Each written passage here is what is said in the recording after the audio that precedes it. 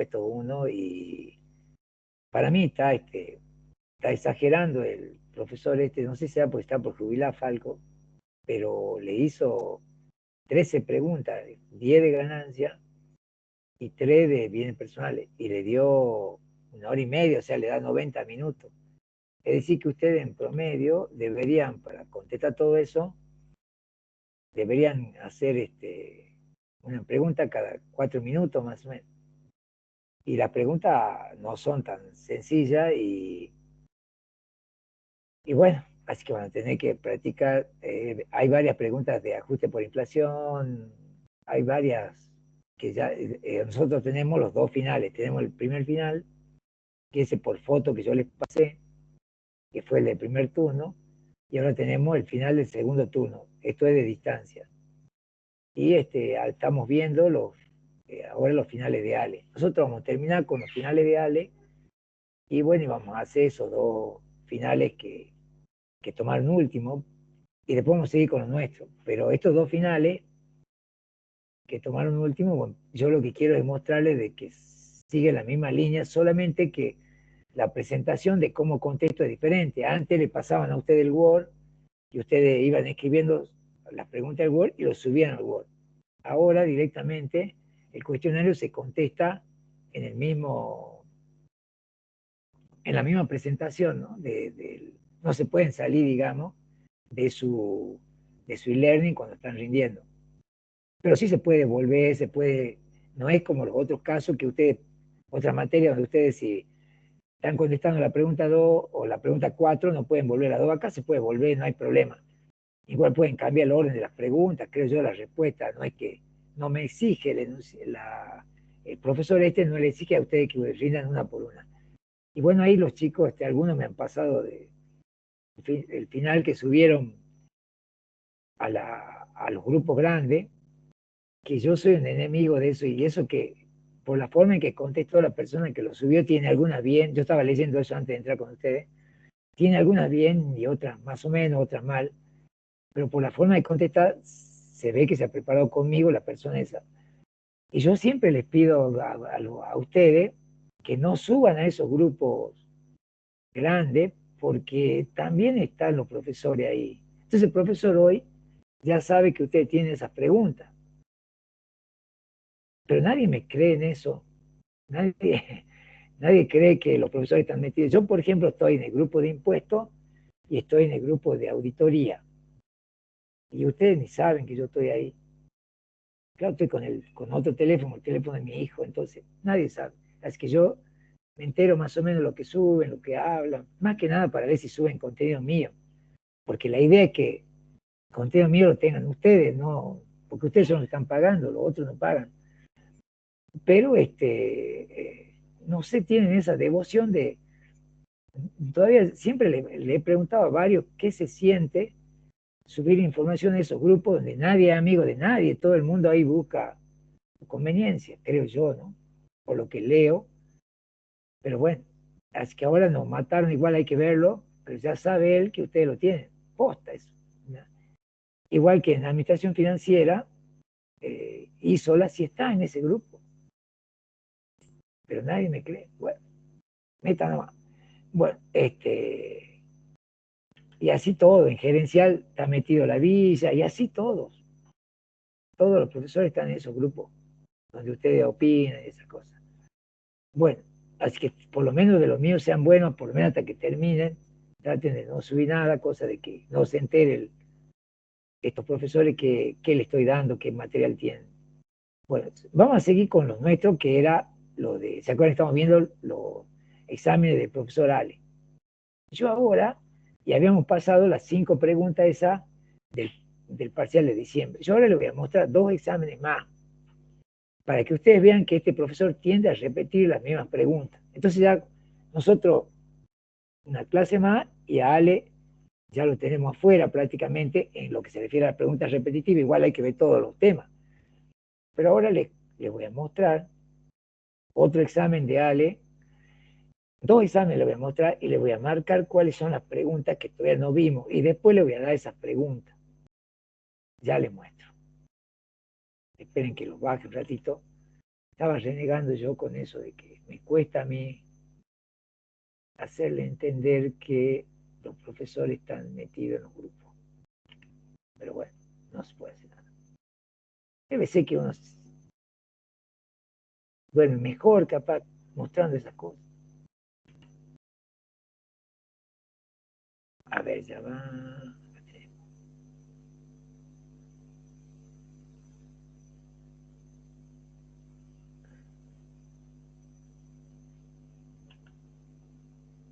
¿Qué es esto?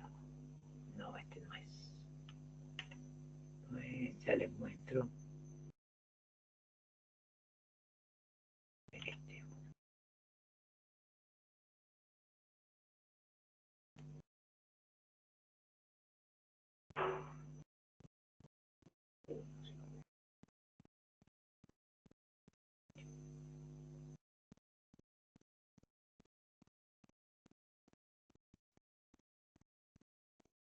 A ver si me deja de abrirse acá.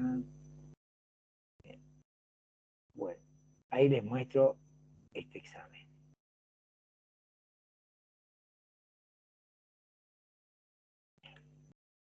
Compartimos acá.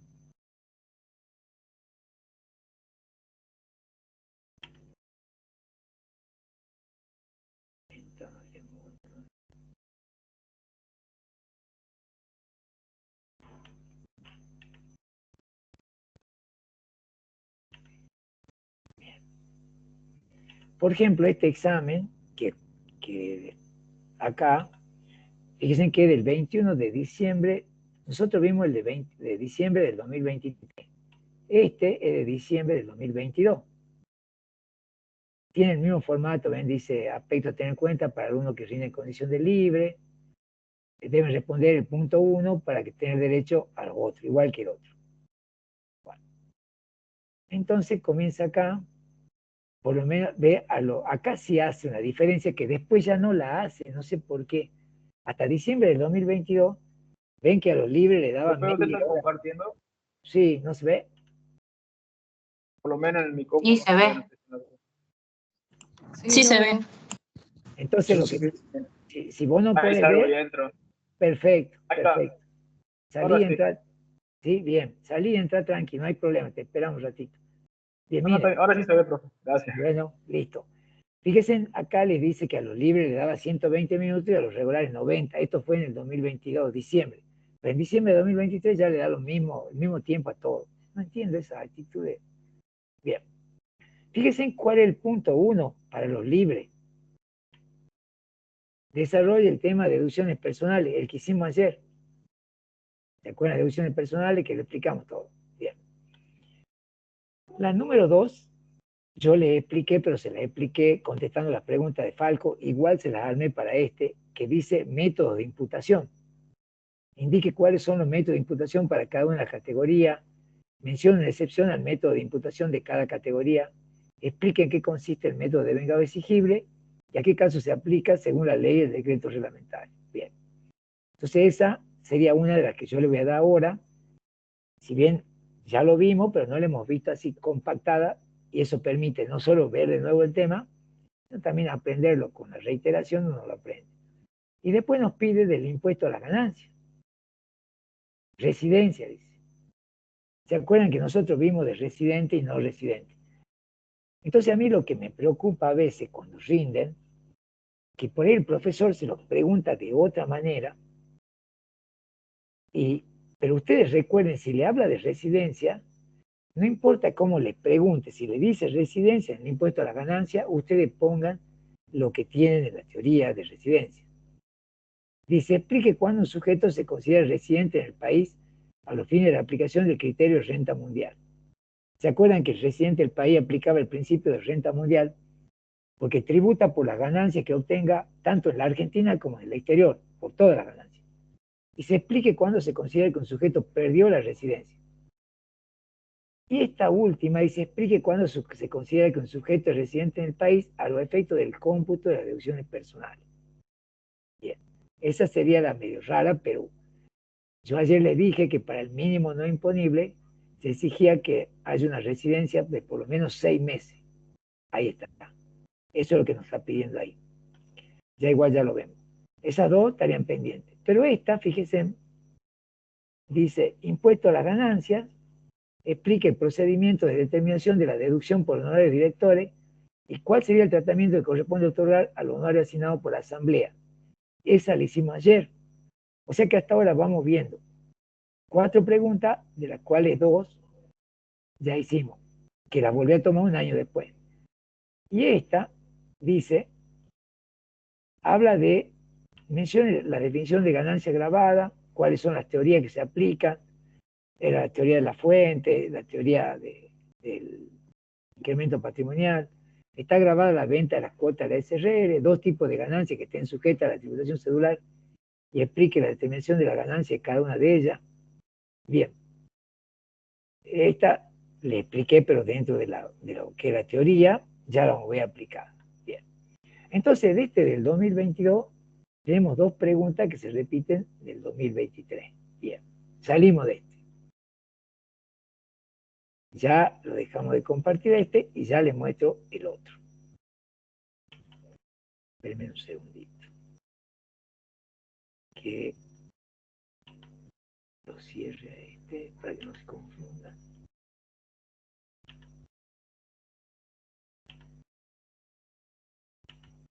Bien, ahí está.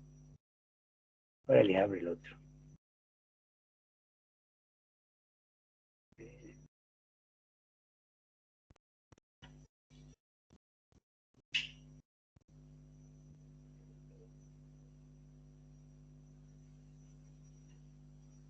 A ver.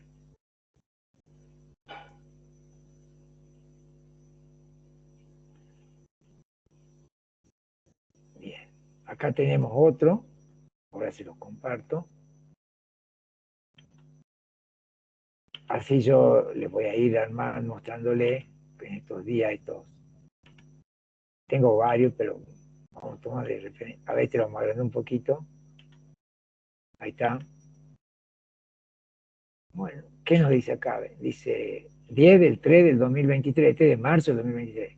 90 minutos, ¿eh? Listo. Dice, debe responder compensación de quebranto. A ver si no lo preparé, pero ese, si se lo había explicado, igual ya lo armamos un ratito. Compensación de quebranto. Bien. No era este, pero ya que está, lo vemos. Miren el tema 1. Deducciones personales. Ya lo vimos. Tema 2. Residencia, que le acabo de decir a ustedes que también lo tomó en diciembre del 2022. Acá estamos en marzo del 2023. Residencia. Por lo menos esto nos permite saber, por ejemplo, hay 3 chicas que van a rendir con este profesor, cuáles son los temas que yo no puedo dejar de saber. Deducciones personales, residencia. Fíjense, acá vuelve a los honorarios directores que le hicimos ayer, explique el procedimiento, o sea que esta la pide casi siempre. Miren la 4ª, también le hicimos ayer. Explique el procedimiento para determinar la ganancia en la sociedad de capital, mencione y explique 3 ajustes, que ahí yo les puse 6. Puede considerar como gasto cualquier previsión, también le expliqué que sobre la previsión de deudor incobrable. Y ya viene bien el personal. O sea que de acá tenemos la de quebranto, bueno, esta que ya la vamos a hacer, me faltaría la de quebranto, y después ustedes pueden apreciar que repite la misma, digamos, ¿sí? O sea que este del 10 de marzo, ya vimos el de diciembre del 22, el de 10 de marzo del 2023, y también vimos el de diciembre del 2023. Bueno, entonces me está faltando tratamiento de los quebrantos. Ya no lo hacemos. ¿Y qué le armé yo para...? Sé que ahí tenemos 3 finales, que tampoco lo voy a llenar yo de 3 finales, sino que directamente le armé acá un Word esta mañana, pues yo le voy armando por día a la clase, no es que ya las tengo, siempre hay que dedicar 1 horita y media más o menos a la clase del día. Miren que tengo acá. Vale. Entonces yo le voy a ahora sí lo vamos a analizar las preguntas, las respuestas. Yo solo lo que estaba haciendo ahora era mostrarle que hay muchas preguntas que se repiten de un turno a otro. Puede aparecer una nueva, por supuesto, pero yo si estudio las repetidas, y justo me toma este personaje, yo sé que ya tengo asegurada por lo menos el 50% del examen. La otra, con lo que estudiemos, la podemos sacar, pero ya tenemos medio examen en la bolsa, porque lo mismo vamos a hacer con bienes personales. Y Falco pregunta más o menos parecido, pero cambia los enunciados. Y la respuesta es la misma, y ahí me lo confunde este tipo. Bien. Entonces acá, yo no es que reniegue, no, yo trato de, recuerden que la diferencia del profesor particular y, como digo siempre, y el profesor de la universidad, es que yo soy el barra brava de ustedes, a mí me interesa que ustedes aprueben, porque son mis clientes. Este es un servicio que yo los brindo, bueno, porque gano plata, no vale, pero trato de brindar lo mejor posible. Por eso, cualquier duda, ustedes pregunten con total confianza. Yo tengo la paciencia del mundo para explicárselo. No hay ningún problema. Bien, dice, fíjense que acá yo le puse el título, complemento pregunta al final. O sea, acá le incorporé algunas preguntas que complementan el examen que hicimos ayer. Entonces dice, ¿se acuerdan que había una que decía, impuesto a las ganancias, métodos de imputación? Indique cuáles son los métodos de imputación de cada una de las categorías. Esa es la A.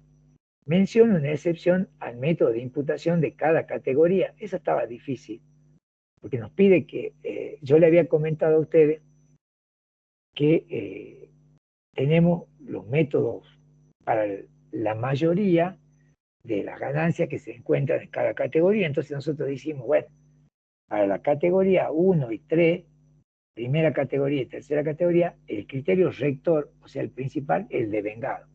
Pero hay excepciones. O sea, ¿qué quiere decir excepciones? Que son ganancias que están en la primera y en la tercera, pero sin embargo no se le aplica el criterio del devengado. Después dijimos que para segunda y cuarta categoría aplicamos el criterio de lo percibido, pero sin embargo hay ganancias que pertenecen a segunda y que pertenecen a cuarta que se tienen que imputar de una manera diferente. Bueno, entonces eso nos pide en el punto B. Y en el punto C nos pide que le expliquemos el devengado exigible. Nosotros ya lo vimos eso. Pero por supuesto que lo vemos. ¿No? Yo cuando digo ya lo vimos, no lo digo como diciendo que no lo como hacen en la universidad, que dice, eso lo deberían saber. No, lo volvemos a ver para que lo afiancen. Pero si hablamos del devengado exigible, yo lo que le quiero mostrar es, como digo siempre, no es que un profesor toma diferente al otro, el impuesto es uno solo. La forma tal vez de preguntar sea distinta.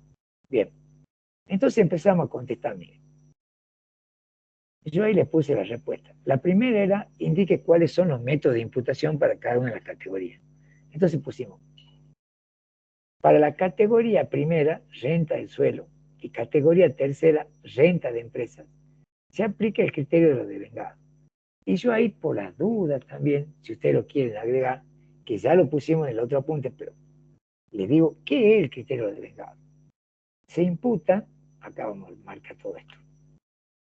Bien, dice, entonces, para la categoría primera, renta del suelo, y categoría tercera, renta de empresas, se aplica el criterio de devengado. Es decir, se imputan las ganancias y las deducciones, porque recuerden que yo voy a aplicar para imputar la ganancia el mismo criterio que para imputar lo que le puedo restar esa ganancia bruta para encontrar lo que está sujeto a impuesto.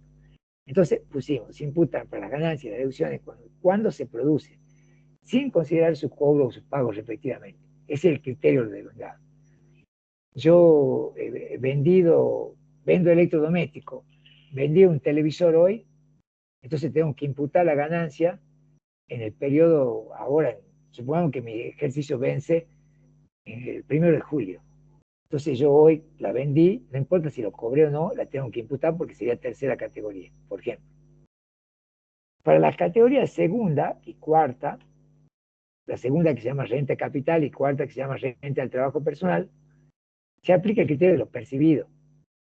Y ahí está explicado también qué significa. Se imputan las ganancias y las deducciones en el periodo en que se cobran o pagan según corresponda. Y eso es lo que nos pedía en la primera Pregunta, ¿cuáles son? Esta, miren, de Marco también. Indique cuáles son los métodos de imputación de cada categoría. En la segunda, nos dice, menciona una excepción al método de imputación de cada categoría. Yo le busqué la más sencillona, que incluso, por ejemplo, vuelvo a repetir, yo le armo cuadritos para fines didácticos, para explicárselo mejor, pero ustedes pueden hacer todo corrido, o sea, pueden hacer cuadritos, van a demorar un montón de tiempo, ¿sí? Entonces, una excepción para la primera categoría es el alquiler de inmueble, que se dice devengado en función del tiempo. ¿Qué significa eso? Recuerden que la persona humana liquida de enero a diciembre. Supongamos que ustedes lo alquilan al inmueble a partir del 1 de julio, por 36 meses. Teóricamente, ese contrato de alquiler ya lo devengué, o sea, ya lo hice ahora. Y como yo tengo que aplicar el criterio de lo devengado, debería imputar la ganancia de los 36 meses.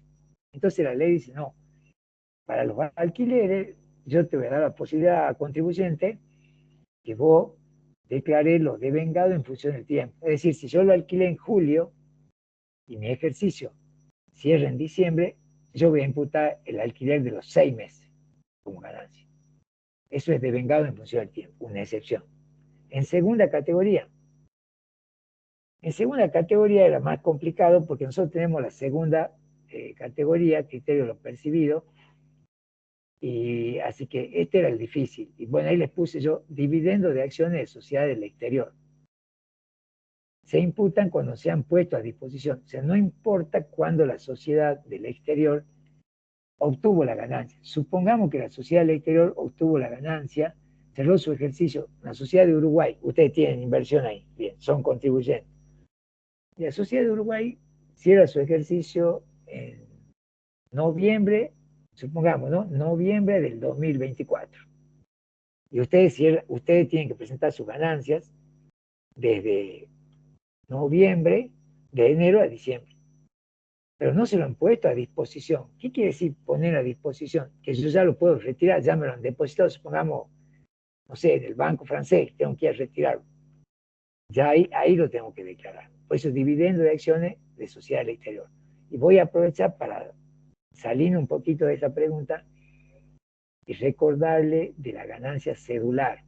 Recuerden, la ganancia cedular se produce cuando la persona humana vende acciones que no cotizan en bolsa, vende inmuebles adquiridos después del 1 del 1 del 18, cuando no es casa habitación, y también cuando recibe dividendos.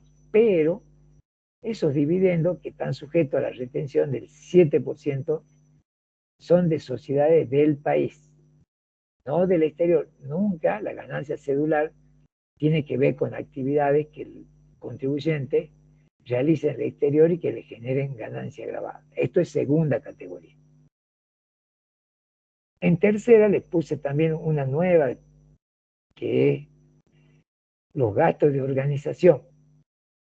Por ejemplo, yo ayer les hablé de los gastos de representación, como una deducción especial de tercera categoría. ¿Se acuerdan que eran esos gastos que realiza la empresa para realizar una actividad como, por ejemplo, participar en una feria? Y habíamos dicho que tienen que estar efectivamente realizados, acreditados, y no puede deducir más del 1,5% del sueldo pagado al personal en relación de dependencia. Hasta ahí puede ser. Lo completo sería sin considerar pagos extraordinarios o gratificaciones, pero aunque digan el 1,5% del sueldo pagado, el sueldo normal, si quieren decir, pagado al personal en relación de dependencia, está perfecto. Los otros gastos son los gastos de organización, que es una cuenta que ustedes la ven mucho cuando aparece por ahí en la contabilidad y uno dice que se amortiza. Ahora, también les expliqué, vuelvo a repetir, que los gastos de organización se relacionan con los gastos necesarios para que una empresa comience a funcionar. Por ejemplo, el sueldo del sereno, ese cartel que se pone afuera que dice próximamente, por ejemplo, próximamente local gastronómico Pirulito, listo. Eso que se paga para hacer esa publicidad también es un gasto de organización. Resulta que ¿por qué es una excepción a lo devengado esta de tercera? Porque fíjense en cómo dice acá, se puede optar por afectar el gasto al primer ejercicio o amortizarlo en un plazo no mayor de 5 años. O sea que yo puedo optar por deducir todo el gasto de organización el primer año o deducirlo durante el 5 años. Por supuesto que si ustedes son contadores y se presenta un cliente con los gastos de organización, ustedes le van a decir, no, deducí todo ahora. Por el tema de que la inflación, todo me hace perder poder adquisitivo. Yo prefiero pagar menos impuesto hoy que distribuir ese gasto de organización a lo largo del periodo. Entonces, vuelvo a repetir, supongamos que los gastos de organización son 10.000 pesos. Yo siempre valores chiquitos para que entiendan el ejemplo. 10.000 pesos. Entonces, en 5 años, si yo decido amortizarlo en 5 años, puedo amortizar 2.000 por año. Pero también puedo optar por amortizarlo en un año, o sea, deduzco los 10.000. En 4 años, deduzco 2.500 por año. En 3 años, deduzco 3.330 por año. O sea que queda a criterio del contribuyente. Pero ahí ya se convierte en una excepción de los devengados. Porque el devengado me diría, bueno, si deducí todo junto, deducí cuando se produzca. En cambio, es una excepción a los devengados porque me da la opción de que yo lo puedo deducir todo junto o en forma proporcional en un periodo no mayor de 5 años. Bueno, y la cuarta, aquí en cuarta le puse un tema que les gusta a ambos profesores tomar, el tema de los honorarios director. El director, vieron que la renta de cuarta categoría, trabajo personal, aplica el criterio de lo percibido. Por ejemplo, acá en este examen de hoy, ya también lo vamos a ver, ahí habla de, pregunta lo mismo, pero lo hace diferente a la pregunta. Por eso es que hay que tratar de interpretar. El que estudia de memoria, por ahí se pierde con el profesor Falco, por la forma de preguntar. Y por ahí también hace, ahí tengo yo un final que vamos a hacer cerca del cierre de Ale, donde hace preguntas prácticas. Se aplica la teoría, pero tengo que mostrarle cómo. Dice, honorario director se imputa en el periodo en que se celebra la asamblea de asignación individual. Por ejemplo, supongamos que el director, le vuelvo a explicar esto, el director cobra anticipo porque tiene que vivir mientras va trabajando, le van pagando anticipo. Y llega a diciembre y cobró, supongamos, durante todo el periodo, cobró 1.000.000 por mes, cobró 12 millones. Perfecto. Según el criterio de lo percibido, él tendría que declarar los 12 millones como ganancia de cuarta categoría porque surge de su trabajo personal como director. Sin embargo, la ley dice, no, vos eso que cobraste como director lo vas a imputar en el periodo en que se celebre la asamblea de los accionistas donde te asignen los 12 millones. Supongamos que llega diciembre del 2024 y no se realizó la asamblea, él recién lo va a imputar y la asamblea se celebra en enero del 2025. Entonces este director va a declarar como ganancia estos honorarios que cobró en el 2023, lo va a declarar en el 2024. Por eso es una excepción a lo percibido. ¿Me entiendes? Entonces acá estamos viendo excepciones. La de primera y la de tercera son excepciones a lo devengado. La de la segunda y la cuarta son excepciones a lo percibido. ¿Por qué hicimos estos ejemplos? Porque acá le pedí al profesor, en el punto B, menciona una excepción al método de imputación de cada categoría. ¿Hay más excepciones? Sí, ustedes, hay un sector en el apunte que dice excepción a lo devengado y dice excepción a lo percibido, y hay varias ahí. Bien. Ahora la tercera, que es una respuesta corta, dice, perdón, esta es larga, dice, ¿qué dice la tercera? Explique en qué consiste el método del devengado exigible y en qué caso se aplica según la ley y el decreto reglamentario. Entonces yo digo, por ejemplo, yo leo así, ¿no? Según la ley y el decreto, y se acuerdan, se van a acordar de mí, por supuesto, van a decir, pero el profe nos ha dicho que no teníamos que saber los artículos de la ley y el decreto. Entonces, ¿qué pongo ahí yo? Ahí yo pongo los casos que le di yo. No hace falta saber la ley. Entonces, ahí en devengado exigible, yo a ustedes le expliqué 3 casos. Ya lo vamos a enseguida. Aquí hay un caso, aquí está el segundo caso y acá está el tercero. Ahora, ese se lo cuento, pero no es que hay que saberlo.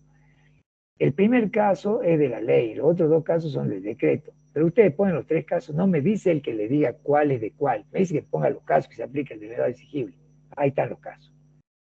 Bueno, y preguntan qué es el devengado exigible. Fíjense en la pregunta, nos dice, que era lo que yo le decía el otro día, y lo repito, ninguno de ellos le explica a ustedes en qué consiste el devengado exigible.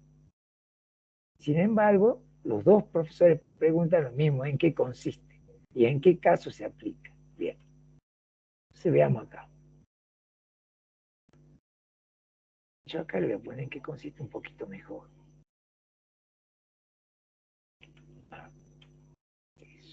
Vamos así. Es una opción. Ahí me gustó más. Porque si yo quiero no lo aplico, pero todo el mundo lo aplica, ¿no? Ahí está, miren. Dice, devengado exigible es una opción que consiste en imputar en el periodo fiscal que se liquida lo que tiene vencimiento durante el mismo, es decir, lo exigible. Vamos de vuelta. Es una opción que consiste en imputar en el periodo fiscal que se liquida lo que tiene vencimiento durante el mismo, es decir, lo que es exigible. Ellos ponen lo que se exige, pero nunca tengo que definir con la misma palabra, digo, lo que tiene vencimiento. Hagamos el ejemplo de vuelta. Supongamos que la concesionaria Toyota vende 10 camionetas a las minas. Recuerden que yo les decía, las vende hoy, junio. Y se las vende en 36 cuotas. Entonces se imaginan que según el devengado, solo devengado, la concesionaria tenía que hoy declarar la ganancia que le generan las ventas de las 10 camionetas. Se va a fundir porque si los otros le van a pagar en 36 cuotas, y ellos declaran toda la ganancia de las 10 camionetas hoy, se le va a complicar el pago del impuesto a la ganancia.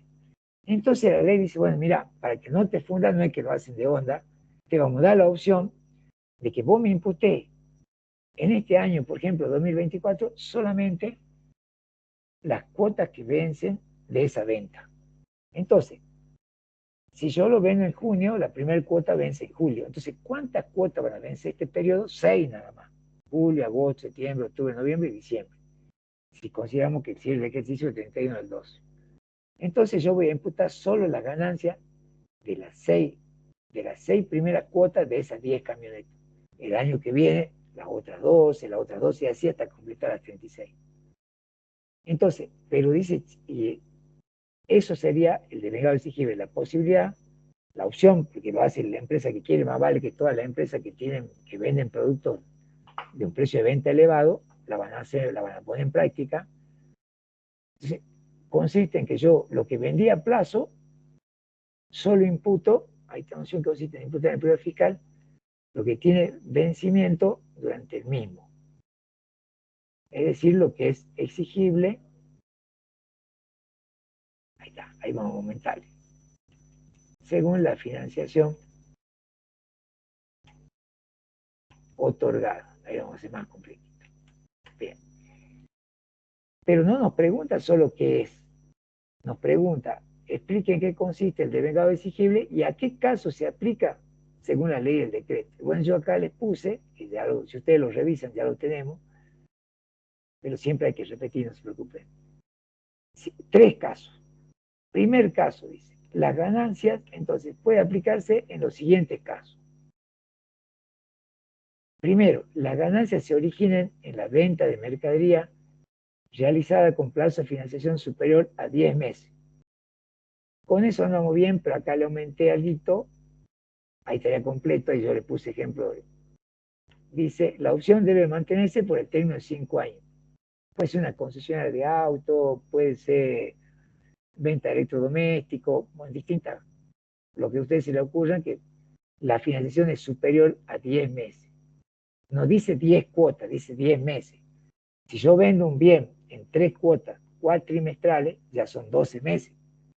Puedo aplicar el devengado exigible. Bien. Vamos al segundo caso. Enajenación quiere decir venta, ¿no es cierto? Enajenación, recuerden que es sinónimo de venta. de bienes que no sean mercadería.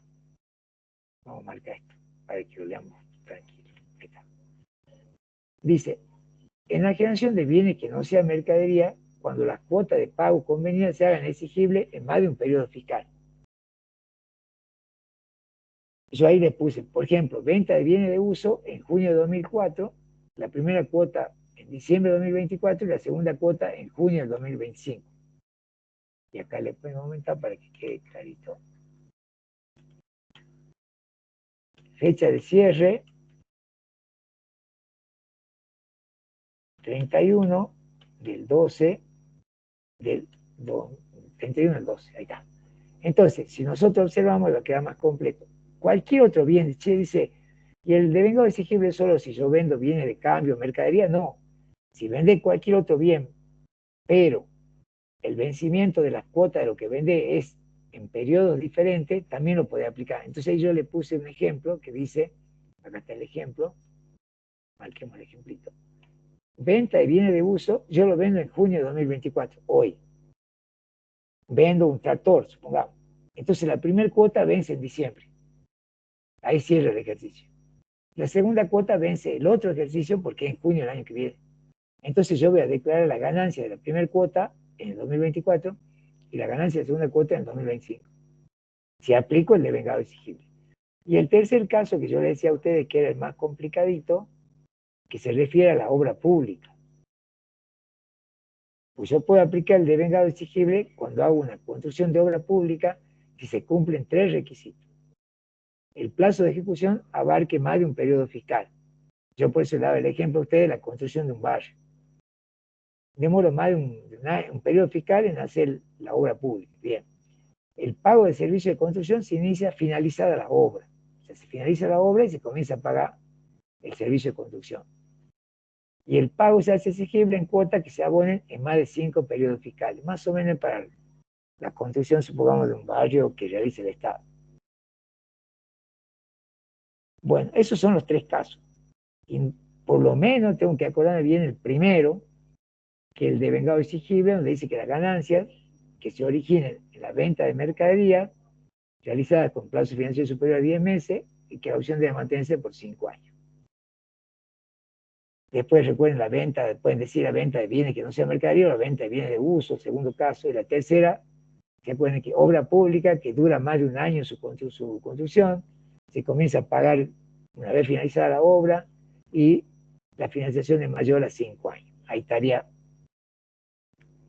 completo. Y esa sería una de las preguntas que se repite en varios finales, la misma. Por eso hice complemento, pregunta de Alex. Por supuesto va a aparecer alguna otra, la voy haciendo. Vamos a la que sigue. ¿Qué más le leí cuando comencé la clase? Esta. Esta también es una de las preguntas de siempre del amigo acá. Dice, mencione cuáles son las teorías que se ha elaborado para la definición de las ganancias alcanzadas por el impuesto y explique las características definidas por esa teoría. Recuerden que cuando vimos nosotros el primer día de impuestos, les cuento de vuelta, yo le había comentado que son 2 contribuyentes que tienen el impuesto a la ganancia, la persona humana y la persona jurídica. Y que en el caso de los tipos de ganancia que hay, tenemos ganancia grabada, ganancia no grabada, ganancia exenta y ganancia no computable. Entonces digo, che, ¿cómo hago yo? Le digo a la ley, che, ley, ¿cómo hago yo para identificar qué ganancias están grabadas y qué ganancias no lo están?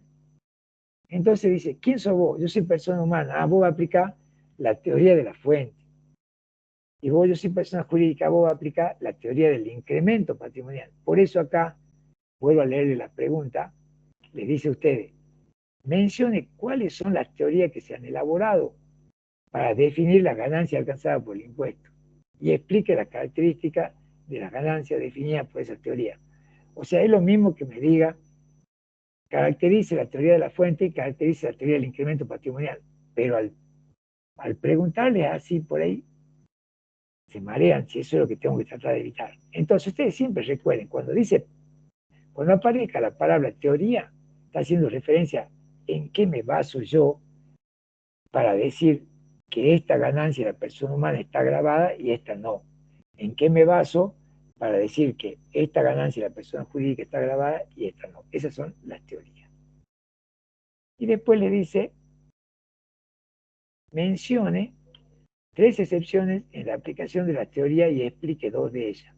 Ahí nosotros le apuntamos a la persona humana que tiene varias excepciones y también le voy a volver a explicar qué significa la palabra excepción. En el caso de las teorías, la palabra excepción significa que aunque no cumpla con la teoría de la fuente, igual va a estar grabado. ¿Y por qué? Y porque la ley así lo dice. ¿Me entiendes? Eso sería la excepción. No hay un justificativo científico o teórico que me diga esta excepción es así. Bien.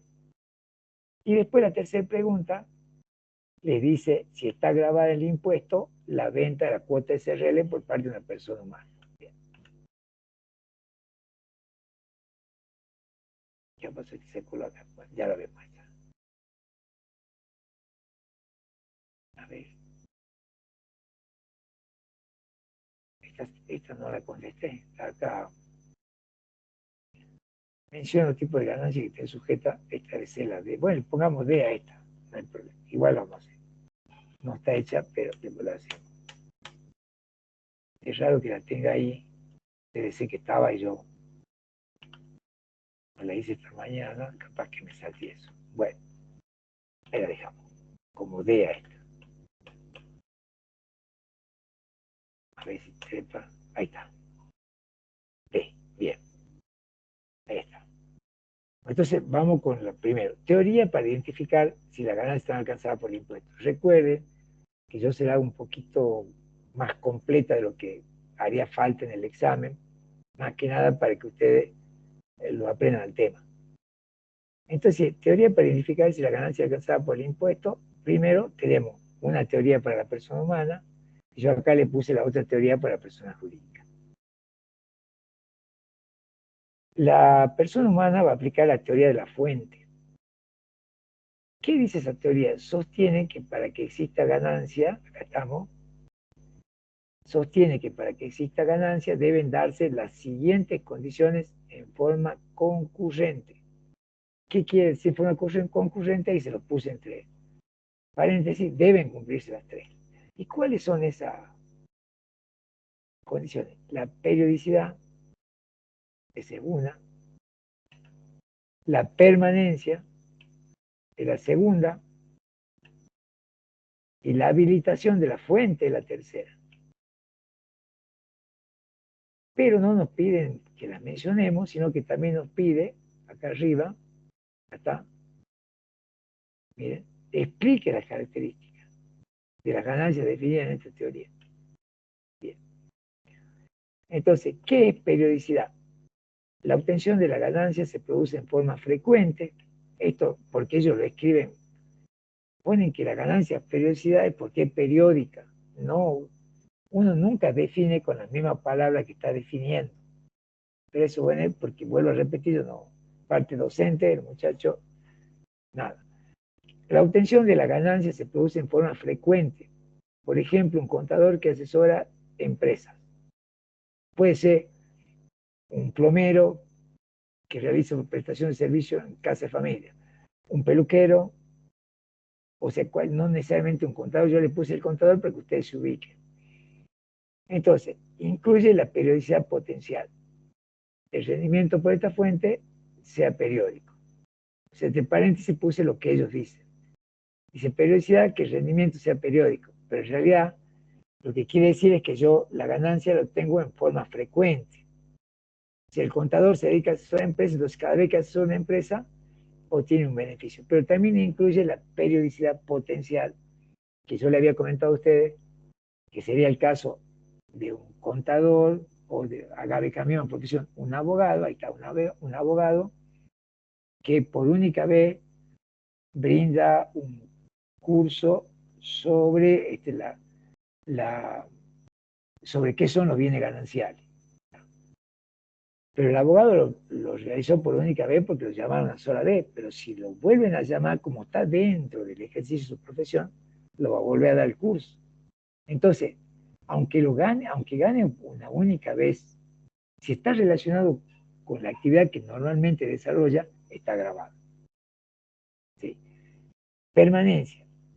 ¿Qué significa permanencia? Entonces, periodicidad, sinónimo de frecuencia. Frecuentemente, la persona obtiene ganancias por el desarrollo de esa actividad grabada. Permanencia. Dice, permanencia, la fuente generadora de ganancias sigue en manos del contribuyente después de obtener la ganancia. Por ejemplo, el alquiler de inmueble. Si yo alquilo el inmueble, cuando se va ese inquilino, la fuente generadora, que era el inmueble, sigue siendo mía. ¿Sí? También lo pueden decir así, ¿no? La cosa es contestarlo y que la oración tenga sentido nada más. No hay que tienen que decir textual. Habilitación de la fuente. El contribuyente destina el bien o inicia sus actividades profesionales con la intención de obtener ganancias. O sea, yo el inmueble ya lo compré para alquilarlo y obtener ganancias grabadas. Soy profesional, por ejemplo, recuerden que el profesional que tiene el ejercicio de una profesión, no necesariamente que tenga título universitario. El que tiene título universitario se llaman profesiones liberales. Vamos a hacer ejemplo el plomero para que no nos roboticemos con el tema del contador. Un plomero que inicia su actividad de prestando servicio de plomería lo hace para obtener una ganancia. Entonces, esa es habilitación de la fuente. Y la persona jurídica, que es más sencilla, aplica la teoría del incremento patrimonial más consumo. La persona jurídica, que son los principales inversores del Estado en materia de impuestos, y a eso se les complica porque a ellos le dicen, che, vos, ¿cuánto tenían el patrimonio al inicio? 1000. ¿Cuánto tenían el patrimonio al final? 2000. Bueno, esos 1000 ganancias. Por eso dice acá, miren, teoría del incremento patrimonial más consumo, dice, la ganancia está determinada por la diferencia entre el patrimonio considerado al inicio y al final del ejercicio, más lo que se ha consumido. Emplea un concepto, acá estamos, emplea un concepto más amplio de renta que la teoría anterior, o sea, la teoría de la fuente, puesto que grava todo enriquecimiento o incremento de valor, cualquiera fuera su origen o duración. Es decir, que incluye las rentas periódicas y las ocasionales. Acá arriba, en la teoría de la fuente, no entran las rentas ocasionales, como ser, por ejemplo, recibir una donación, recibir una herencia, ganar un premio de la lotería. Sí, pero acá sí ve como pueden ser las derivadas de juego, de donación o herencia y también la ganancia de capital. O sea que esas serían las dos teorías, que es lo que me pide el punto 1. Mencione, lo volvemos a leer, cuáles son las dos teorías que se han elaborado para la definición de las ganancias alcanzadas por el impuesto. Y explique las características de las ganancias definidas por esa teoría. Incluso hay confusión, se explica el contenido de la teoría y ya era más sencillo. Bueno, ahí tiene. Entonces explicamos la teoría de la fuente para la persona humana y la teoría del incremento patrimonial más consumo para la persona jurídica. Excepciones a la teoría de la fuente. Yo acá, hay varias excepciones, en el apunte ustedes busquen, pongan excepción a la teoría de la fuente y le aparecen varias. Pero acá les puse dos que son más complicaditas, pero porque preguntan de esas dos. ¿Entienden? Por ejemplo, dice, 1. Transferencia de bienes recibidos como cancelación de créditos, siempre que entre la fecha de adquisición y la de transferencia no hayan transcurrido más de 2 años, cuando se trate de un contribuyente que ha recibido bienes por cancelación de su servicio. Así lo aprendemos a este tema porque a veces lo preguntan solito. Vamos de vuelta. Transferencia de bienes, dice acá, vamos a ir leyendo paso a paso, transferencia de bienes recibidos como cancelación de crédito, siempre que entre la fecha de adquisición y la fecha de transferencia no hayan transcurrido más de 2 años. Cuando se trata de un contribuyente que haya recibido bienes como cancelación de su servicio. Ahí yo le voy a hacer un ejemplo y ahí lo van a entender. Recuerden que acá no nos pide ejemplo, pero acá está el ejemplo. Un contador recibe por un servicio de auditoría una computadora que la vende a los 6 meses. Pero vamos a ampliar acá, vamos a hacer más limpio. Por un servicio de auditoría que cobró, vamos a poner acá, un servicio de auditoría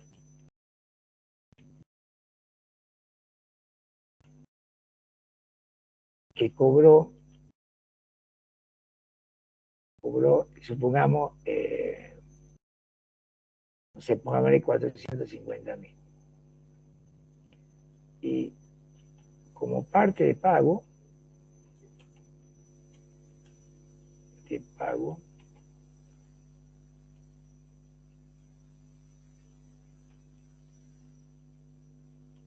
recibió una computadora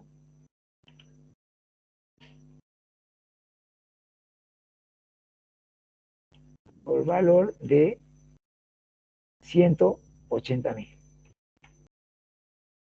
Bien. A ver, porque leemos primero de vuelta esto, dice, transferencia de bienes recibidos como cancelación de crédito, siempre que entre la fecha de adquisición y la de transferencia no hayan transcurrido más de 2 años. Cuando se trate de un contribuyente que haya recibido bienes como cancelación de servicio. Entonces, este contador recibe por un servicio de auditoría que cobró 450.000 como parte de pago, como acá, recibe una computadora por valor de 180.000 que la vende en 200.000 a los 6 meses. Bien. Entonces, acá nosotros vamos a decir de que la venta, o sea, respuesta, pongamos acá, en este caso, en este, me apuro, salto. En este caso, la venta de la computadora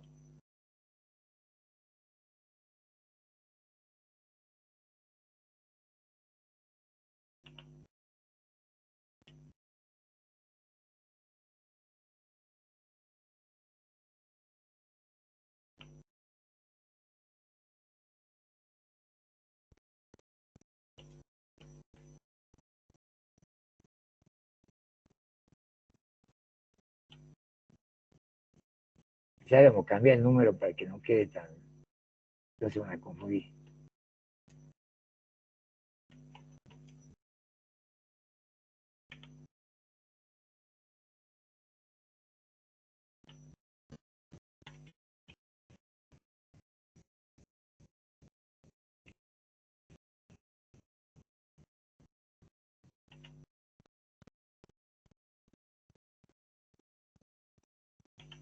Ahí les muestro. Entonces dice, ¿por qué una excepción a la teoría de la fuente? Y bueno, porque yo ya pagué la ganancia. O sea, fíjense en que nosotros vemos acá, dice, vamos al ejemplo, lo voy a marcar todo para que sepan que esto no va en la respuesta, eso para que ustedes lo entiendan. Un contador recibe por un servicio de auditoría que cobró 450.000 como parte de pago, pues además, una computadora por valor de 170.000, que la vende en 200.000. O sea, estos 450 es ganancia de cuarta categoría. Ya lo declaró, ya incluyó esto. Entonces, teóricamente, ya pagó el impuesto a la ganancia, declara como los 450 como ganancia cuarta. Sin embargo, hay una excepción que dice que si él, dentro de los 2 años de haber recibido un bien como parte de cancelación del servicio, lo vende, va a tener que pagar el impuesto a la ganancia por la diferencia entre el precio de venta y el precio de compra. O sea, es como que él la compró a 170 y la vendió a 200, entonces ganó 30, que tiene que declararlo como ganancia de cuarta. En cambio, fíjense acá el otro ejemplo, contador que por un servicio de auditoría, ponemos acá, servicio de auditoría, recibió una computadora que la vende a los 26 meses no va a estar grabada.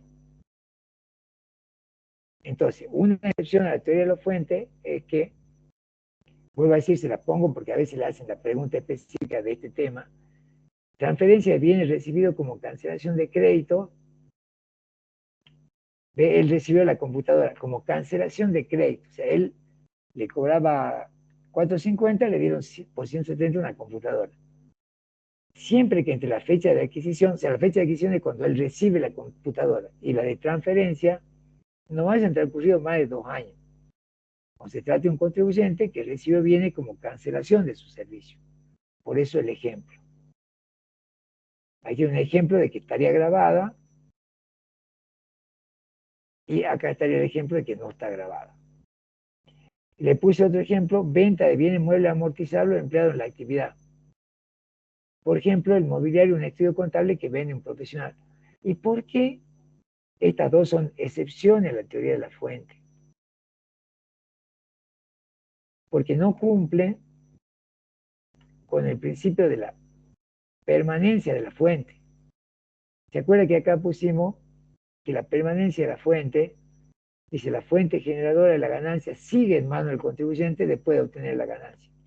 En el primer caso, yo vendo la computadora, que es la que me genera esa ganancia de 30.000, entonces ya no sigue en las manos mías, no cumple con el requisito de permanencia, ya la vendí. ¿Cuántas veces puedo vender la computadora? Una sola. Y además la recibí como cancelación de un crédito, no es que me dedico a vender computadoras. Sin embargo, una excepción que dice, si no quiere que te cobremos impuestos, espera 2 años y recién venderla. Lo mismo pasa con los bienes amortizables. Supongamos que ustedes se reciben de contador, contadora, y tienen un estudio contable, y a los 3 años le va bien, deciden poner un escritorio, sillones modernos. Entonces venden lo que tenían. ¿Cuántas veces pueden vender esos muebles que tenían una sola vez? Y esos muebles le van a generar un ingreso a ustedes, pero no cumple con el requisito de permanencia de la fuente. Sin embargo, igual está grabado. Bueno, y el último, porque decía que le mencionen tres, le puse venta de loteo con fines de urbanización, son más de 50 lotes. Pero ahora le voy a mostrar algo, le voy a salir un ratito acá. Vamos a ir al apunte. Vamos al apunte.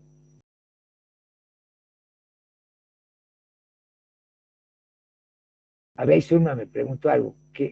¿Cuál excepción a la fuente? Porque no hay habitualidad. Claro, porque vos vendés. Exactamente. Es lo mismo decir que no hay habitualidad en la venta, ahí estaría la parte periódica. Yo no me dedico a vender computadoras, tampoco cumple con eso, ¿sí? Y tampoco hay permanencia en la fuente. Sí, está bien lo que decís, Zulma, ahí, de que no hay habitualidad en la venta. No me dedico a eso. Entonces, no hay periodicidad, no hay permanencia tampoco de la fuente. Está bien. Eh, yo lo que les quería mostrar ahora es el apunte de ganancia.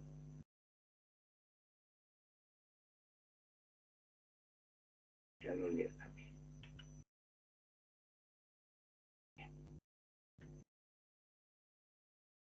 Entonces acá en el apunte de ganancia yo le voy a mostrar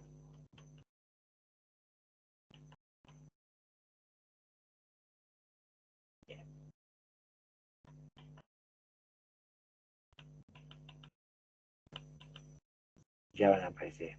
Acá está. Como les digo, él les pedía tres excepciones, y yo acá a ustedes le he puesto varias, le puse dos, todas las excepciones, la de la primera categoría hay dos, y acá está explicado el valor locativo. La de segunda categoría hay cuatro, acá está.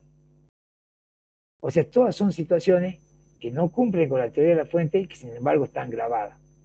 Acá están las excepciones de la tercera categoría y las excepciones de cuarta, que son las que les puse yo de ejemplo. Cualquier excepción ustedes pueden poner, hay que poner tres. ¿Sí? Bien. Bueno, igual.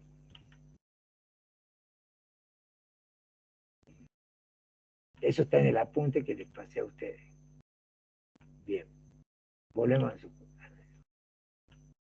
Y resulta que acá, yo, después sigue, vamos a la tercera parte, donde nos dice, si está grabada en el impuesto, la venta de cuotas de una SRL por parte de una persona humana, justifique su respuesta.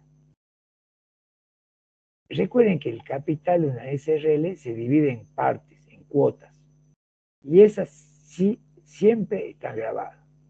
Entonces acá pusimos, la respuesta dice, venta de cuotas de SRL por una persona humana, y acá está la respuesta. Están grabadas por el impuesto a las ganancias, es una ganancia alcanzada por el impuesto cedular.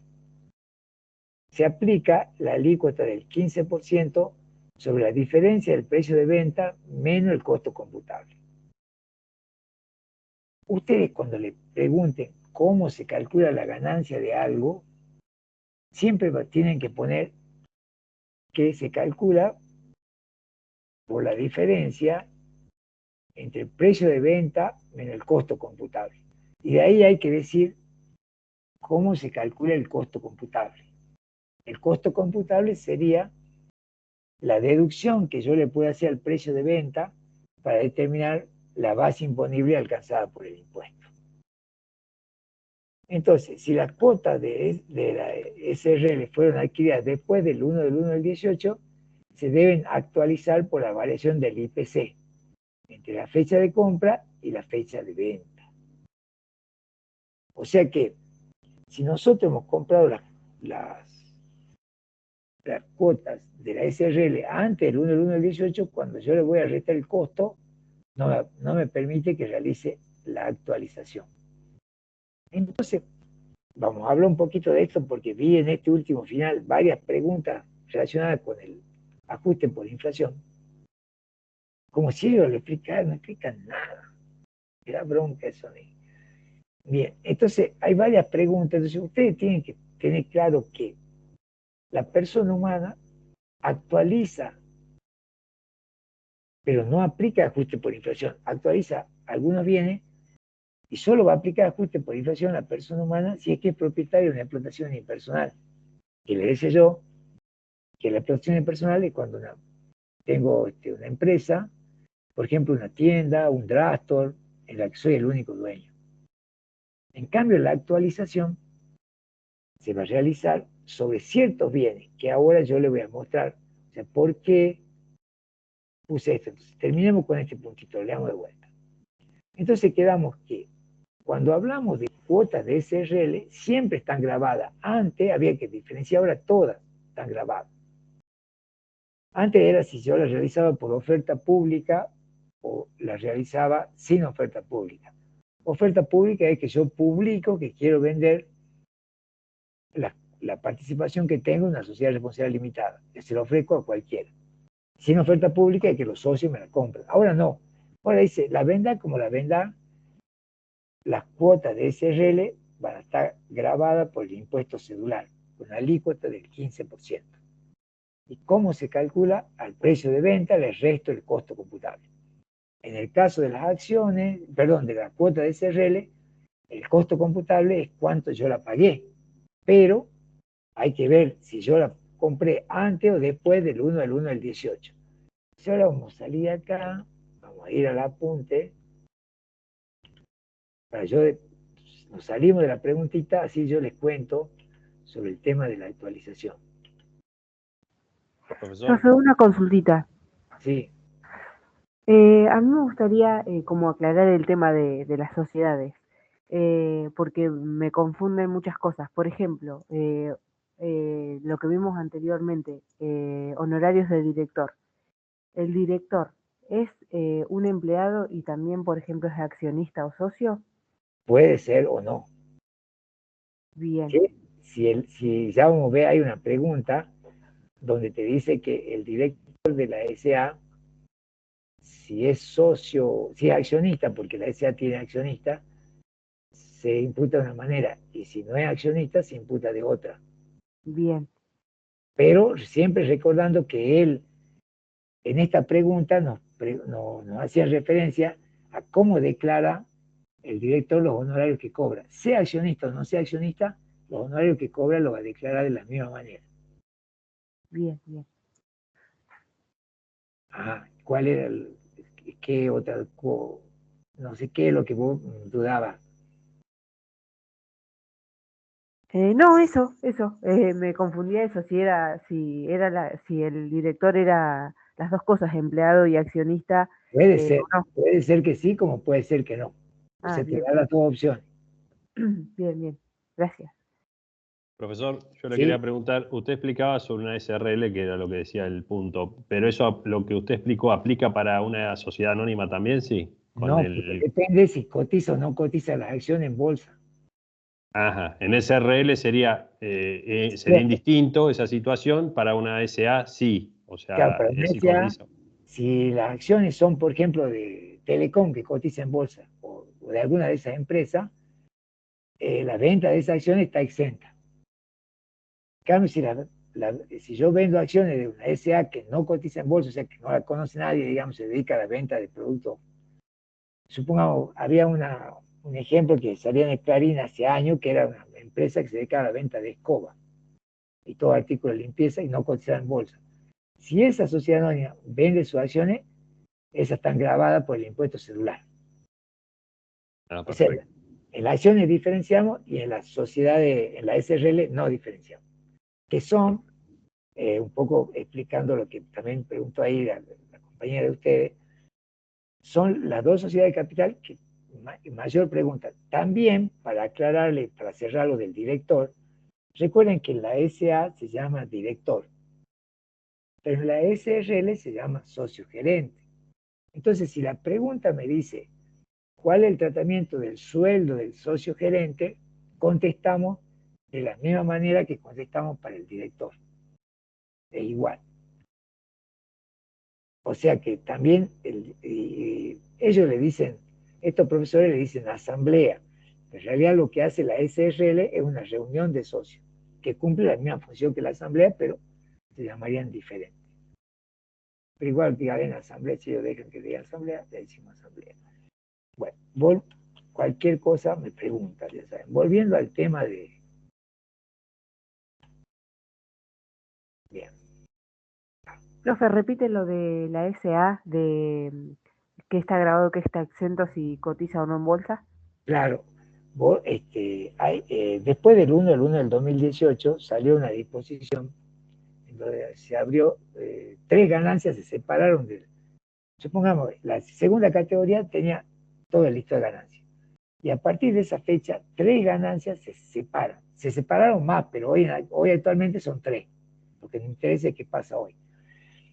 Y esas tres ganancias son venta de acciones que no cotizan en bolsa. Una.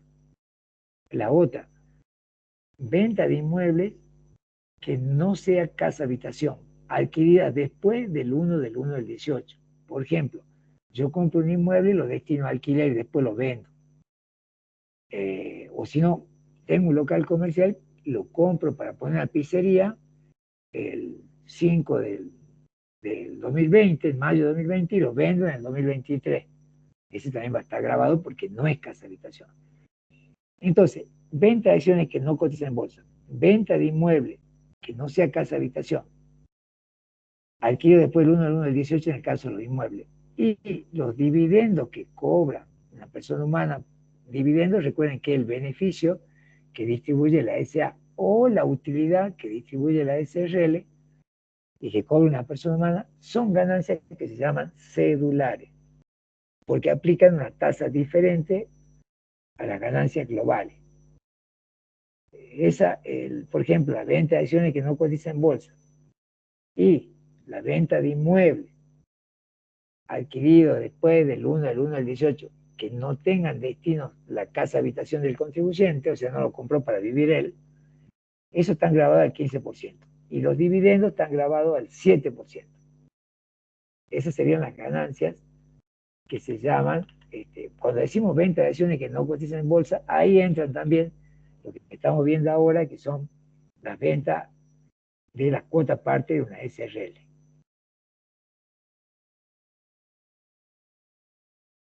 Bien. A ver. Esperen que lo encuentre, ya va a aparecer. Ahí está. Ustedes van a ver que esto está en la página 43, habla de las actualizaciones. Estas actualizaciones las realiza la persona humana y también la persona jurídica. Entonces, dice, fíjense acá, esto pregunto hoy en el examen, pero lo pregunta disfrazado, me hace enojarme esa. Porque no se trata si ustedes descubren la pregunta, se trata si yo sé, porque ustedes están preparados para ser profesionales, no para ser descubridores de trampa, pero no sé, así me enseñaban a mí y así siguen enseñando. Y bueno, no, bueno, no digo nada, si no reniego al vicio. A ver, ahí está, vamos con esto. Dice, si se trata de sujetos que practican el API, recuerden que el API es el ajuste por inflación, actualizan hasta la fecha del ejercicio, fecha de cierre del ejercicio anterior al de la venta, mientras que el resto de los sujetos actualizan hasta la fecha de enajenación. Los sujetos que practican el API, nosotros ya lo vimos, eran la sociedad de capital, otro tipo de sociedades, la explotación unipersonal, entre los más importantes. Bueno, eso, si venden algo, ellos van a actualizar desde la fecha de cierre de la fecha que se produjo la compra hasta la fecha anterior a la de la venta. Hasta el cierre del ejercicio anterior a la venta, perdón, mientras que el resto del sujeto actualiza la fecha de enajenación. En el caso de enajenación de bien adquirido en el mismo ejercicio, no hay actualización del valor de costo. Bueno, a ver, yo ahora les voy a mostrar un ejemplo de esta situación como la pregunta de los exámenes.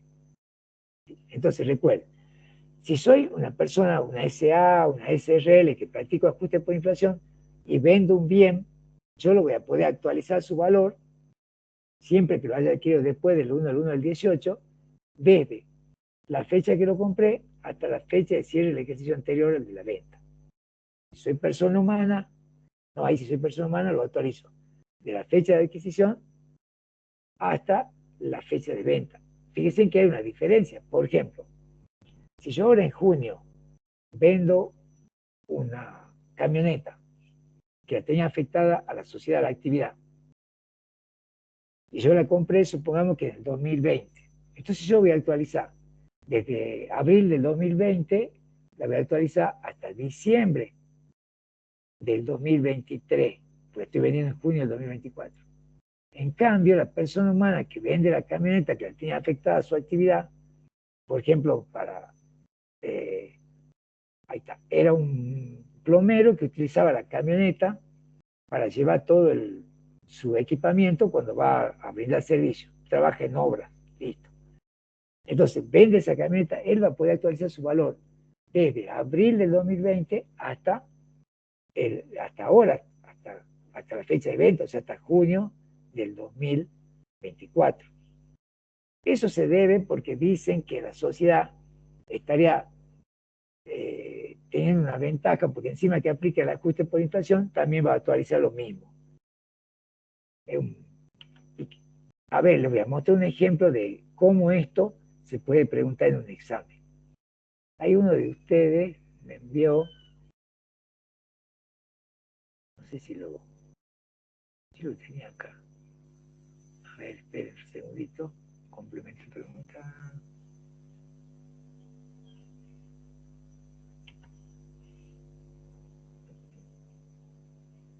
Esperen que cierre algunos Word que tengo de más acá. Bueno, que cierre, a ver. Acá.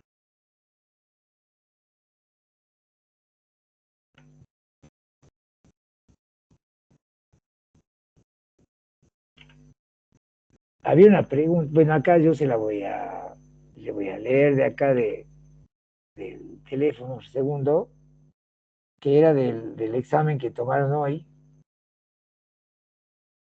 Acá la tengo yo. Igual lo van a entender.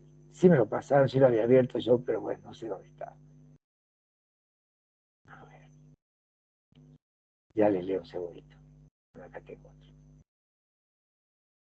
Acá están las preguntas. También me las mandó una de sus compañeras que tengo.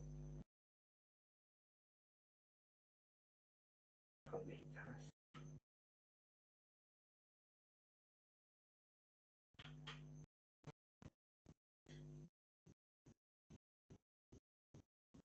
Ahí está. La pregunta 7, la pregunta 7 de este temita nos decía que, no sé qué dice acá, cerré todo, no sé qué dice.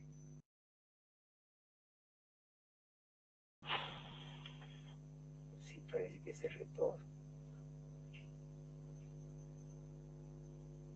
Bueno, les leo, estamos viendo el apunte y no está más. Ya lo abrimos.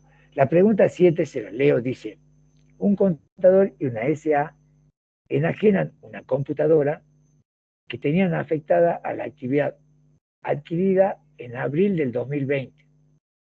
¿Cómo deben obtener el costo computable cada uno de estos sujetos? ¿Ven?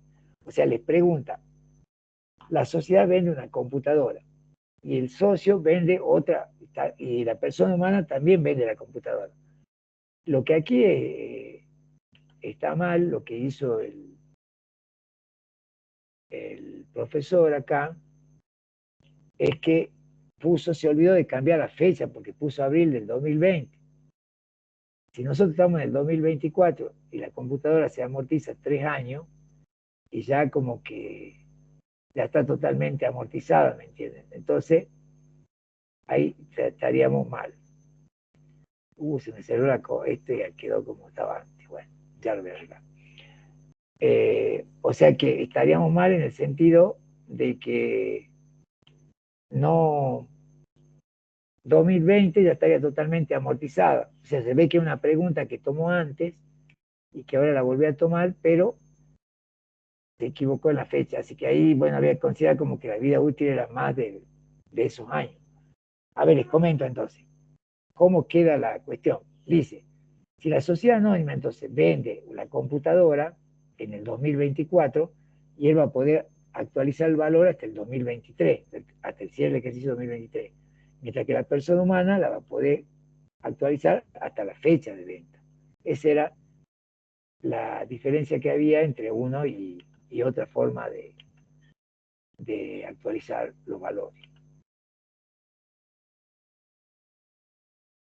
Bueno, ya vuelvo a abrir todo porque se ve todo. Por buscar la pregunta. Entonces, es importante en lo que se refiere a actualización, saber que si yo actualizo, lo hago hasta el 31 hasta el cierre del ejercicio del año anterior, si soy persona jurídica que aplica el ajuste por inflación. Pero si soy persona humana, ahí ¿Sí, pero el profe está compartiendo? No, ahora estoy por abrir de vuelta. Ahora lo abro. Ahora lo abro. Cerró todo, me puse a buscar eso y se me cayó. Ahora lo abro de vuelta y ahí les vuelvo a mostrar. Bien, aquí está. Ahora le vuelvo a compartir.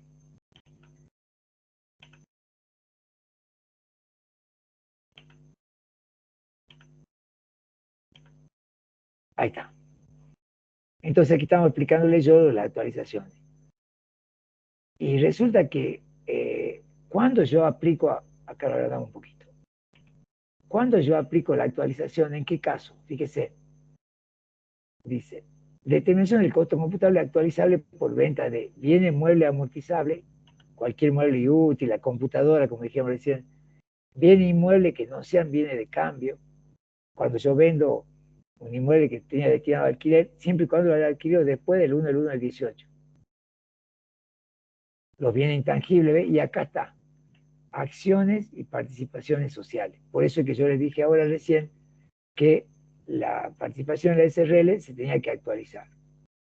20 y reemplazo, bueno, cuando corresponde imputar utilidades oportunamente afectadas al costo de nuevo bien, buena amortización de inmuebles, y en el impuesto cedular también aplico actualización, cuando vendo acciones o cuando vendo inmuebles, que yo le había dicho a ustedes que recuerden que tiene que ser inmueble adquirido después del 1 del 1 del 18, y si dice acciones, son las acciones que no cotizan en bolsa. Y también en la evaluación de bienes de cambio, que ya lo vamos a ver a eso, se los tengo que explicar porque también le gusta preguntar esta parte a los profes estos.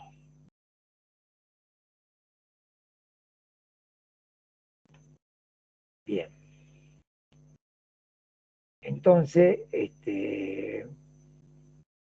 ahí ya tenemos esta partecita, dejamos de compartir esto y volvemos al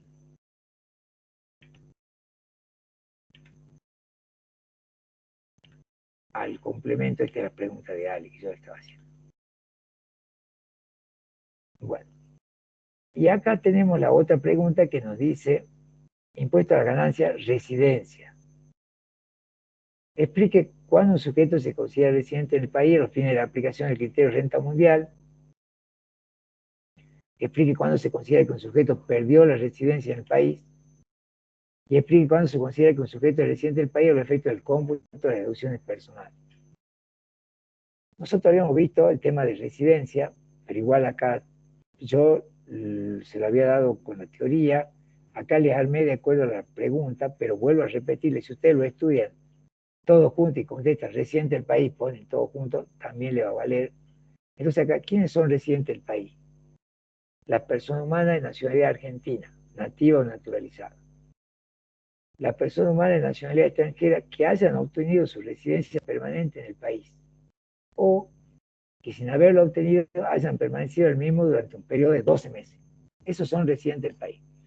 Persona humana de nacionalidad argentina, persona humana de nacionalidad extranjera que hayan obtenido su residencia permanente en el país, o extranjero que sin haber realizado los trámites estén en la Argentina durante un periodo de 12 meses. Recuerden que es importante saber si es residente del país o residente del exterior por el principio de renta mundial, por el cual el que es residente del país tiene que tributar por todas las ganancias obtenidas tanto en el país como en el exterior. Dice, y acá esto le aumenté, esto es un agregado, si quieren lo ponen, si no, no, pero por supuesto que si lo pongo me suma. Dice, la adquisición de la nueva condición causará efecto a partir de la iniciación del mes inmediato subsiguiente a aquel en que se hubiese obtenido el cambio de residencia.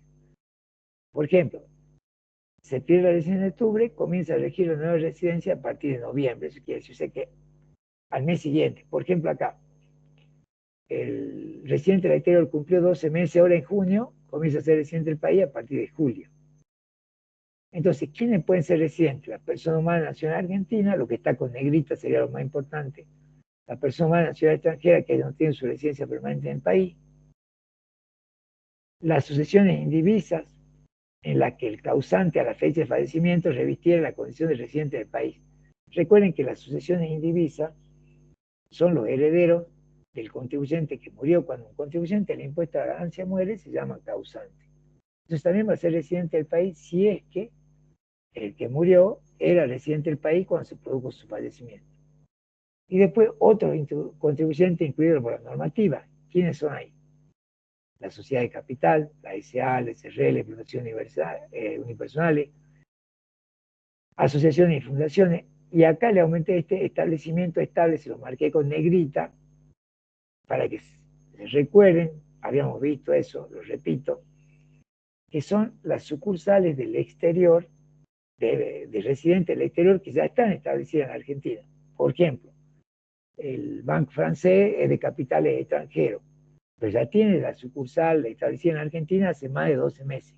Se convierte esa sucursal de acá del país en un establecimiento estable, o sea, en un residente del país. Entonces ahí tenemos quiénes son los residentes del país, esos 4. La segunda pregunta que nos hacían con respecto a la residencia decía, explique cuándo se considera que un sujeto perdió la residencia del país a los fines de la aplicación del criterio de renta mundial. Bien, entonces ahí le puse. Pérdida de residencia. Al adquirir la condición de residente permanente en el exterior, o sea, una persona, un argentino que adquiere la residencia del exterior, deja de ser residente del país. O esta parte, a ver si se acuerdan, igual se lo repito, por haber estado fuera del país en forma continuada por un periodo de 12 meses, salvo que estuvieran durante ese periodo más de 90 días en forma consecutiva o no en el país. Por ejemplo, una persona eh, que entra y sale del país a partir del 1 de julio de 2024. O sea, del 1 de julio de 2024 al fin de junio, al 30 de junio, son los 12 meses. Si en esos 12 meses él no vuelve al país, ya se lo considera residente del exterior. Salvo que en esos 12 meses vuelva en más de 90 días, o sea, 91 días, supongamos vuelva 20 días, un mes, 15 días, otro, pero que complete más de 90 días, entonces no pierde la residencia. Y acá la pregunta C dice, criterio de residencia para el cómputo de deducciones personales. Y lo único que hay que poner ahí que se considera como criterio de residencia, 6 meses. Si ustedes ven ayer, cuando vimos deducciones personales, yo les puse ahí de que el mínimo no imponible tenía como único requisito ser residente de 6 meses. Pero él lo pone para todas las deducciones personales, nosotros también. Entonces, para el cómputo se considera como criterio de residencia 6 meses. Entonces, si yo no estoy residente por lo menos 6 meses en el país, por ejemplo acá, les explico para que lo entiendan mejor. Vieron que acá leímos que se pierde la residencia al adquirir, dice, la condición de residente permanente o por haber estado fuera del país por un periodo de 12 meses, salvo que estuviera durante ese periodo más de 90 días. Supongamos que esta persona humana, en los últimos 12 meses, de enero a diciembre, ahí está, un año, él en el país está 100 días. Entonces sigue siendo residente del país. Tiene que presentar declaraciones juradas. Pero, como estuvo menos de 6 meses, no va a poder hacer las deducciones personales. No va a poder poner mínimo no imponible, ni la carga de familia, ni la deducción especial. Entonces, para poder acceder a esas deducciones personales, el residente del país tiene que estar por lo menos 6 meses acá en la Argentina. Y esa era la pregunta de la que yo le había aumentado, pero había una que no la puse, que ahora la voy a agregar, porque apareció ahí en el final ese que vimos, que es tratamiento de los quebrantos, que es otra pregunta también recurrente de este profe, el otro por ahí la pregunta también, pero vuelvo a decir, la idea mía es que no nos sorprenda a ninguno de los dos profesores, pero como ustedes habrán apreciado, tanto para uno como para el otro, la respuesta la saco del apunte que le hice, porque vuelvo a repetir, el impuesto a la ganancia es uno solo. Entonces ahora vamos al apunte, dejamos de compartir acá y les comparto el apunte y les muestro lo de los quebrantos.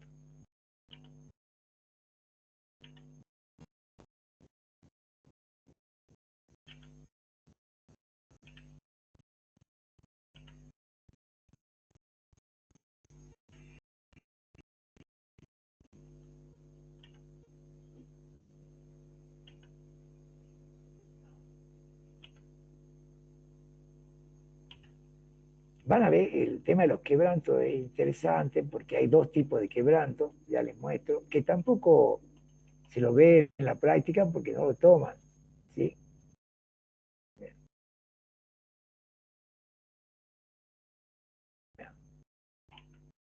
¿Dónde andará el que quiero yo?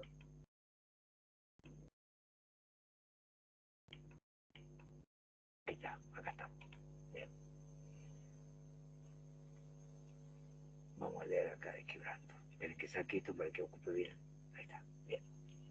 Entonces, nosotros cuando hablemos, recuerden que quebranto es aquella situación donde la empresa o la persona humana, a lo largo de su periodo fiscal, generó mayores deducciones que ganancias.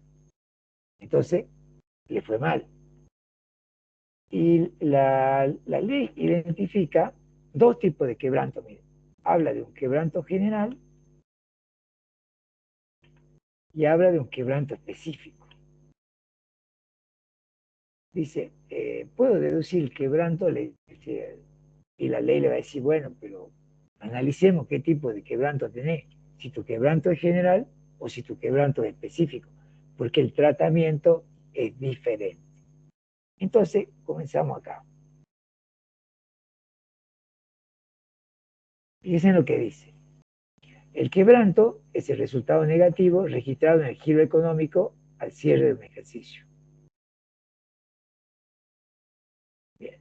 El quebranto neto de un periodo se puede deducir de las ganancias netas que se obtengan en los 5 periodos fiscales posteriores a aquel que se produjo el quebranto, computándose en primer lugar los quebrantos más antiguos contra la ganancia obtenida. A ver, vamos a leer esa partita. Entonces, el quebranto es cuando obtengo un resultado negativo al cierre del ejercicio, para hacerlo más sencillo. Y si yo tengo un quebranto en un periodo, lo puedo deducir de las ganancias netas que se obtengan 5 periodos fiscales posteriores. O sea, supongamos que ustedes quebraron como contribuyente en el 2021. Y en la época de pandemia, 2020, 2021. En 2021, el quebranto fue de 1.000.000. En el 2022 ya comencé a mejorar y gané 200.000.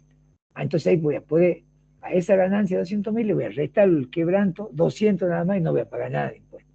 Pero me queda 800 todavía para seguir deduciendo.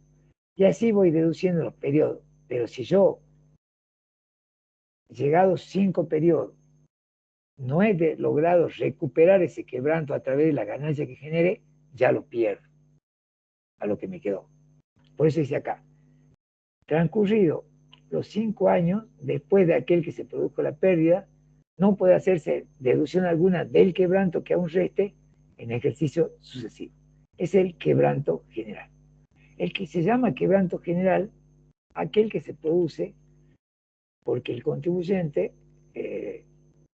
por la puesta en práctica de actividades que se engloban dentro de la ganancia de primera, segunda, tercera o cuarta categoría. Eso se llama quebrantos generales. O sea que surgen de la ganancia global de la empresa.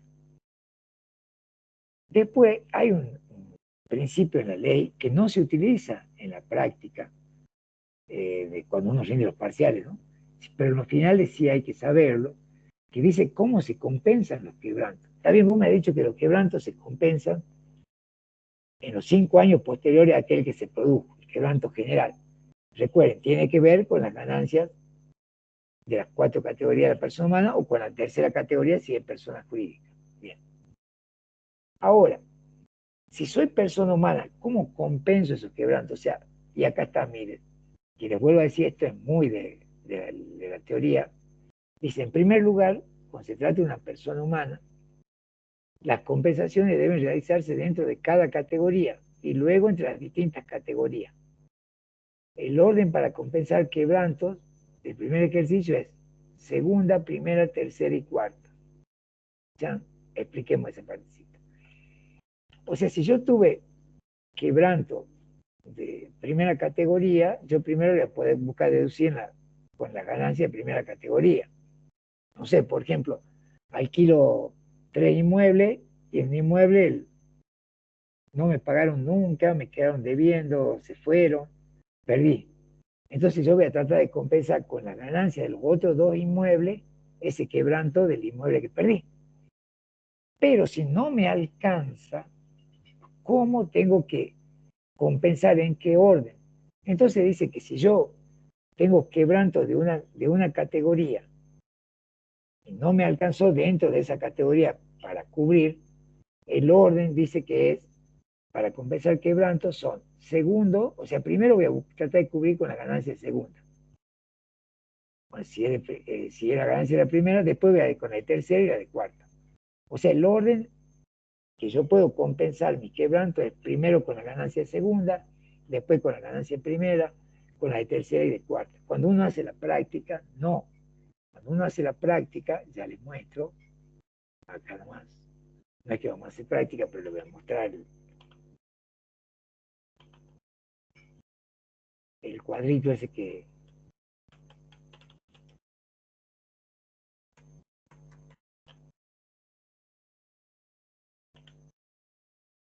cuando este que se utiliza para hacer la práctica, ¿no es cierto?, este cuadro, si ustedes observan, yo hago las deducciones, y directamente le resto el quebranto al resultado impositivo. ¿Ve? Acá está. Directamente le resto el quebranto ahí.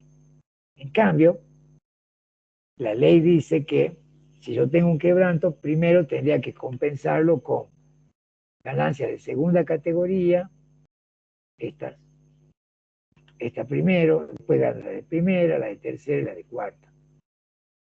Pero por razones prácticas no se hace así. Sin embargo, en el examen le piden a ustedes que si le dice el orden en que se debe compensar una persona humana, recuerden que solo la persona humana tiene ganancia de primera, segunda, tercera y cuarta.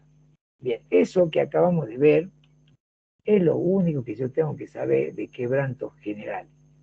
No importa quién me tome, ustedes con eso estamos salvados el quebranto general. Ahora nosotros vamos a ver el quebranto general. Vamos a hablar del quebranto específico. Dice, estos quebrantos solo pueden compensarse, ahí está el problema, con utilidades futuras de la misma operación que lo originó en el plazo de 5 años. Y ahí vamos a ver, por ejemplo, fíjense en los quebrantos de exposición, dice, enajenación de acciones, cuotas y títulos, valores.